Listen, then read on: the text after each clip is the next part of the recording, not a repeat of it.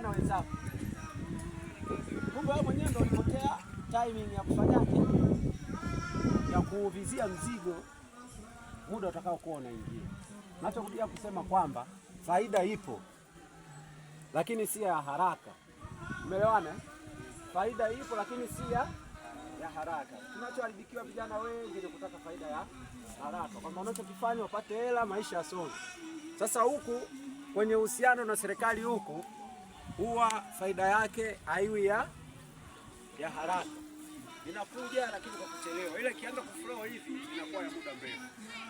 Sawa? Kwa hiyo niwatakie mazoezi mema. Mazoezi haya sio tu kwa faida hizi tunazozitaja, lakini pia kuna mazoezi na faida ya afya pia. Kuna faida ya nini? Ya afya. Yaani wewe unashinda hapa kwa kujua na mwingine lazima muwe tofauti. Ukichukua pale raia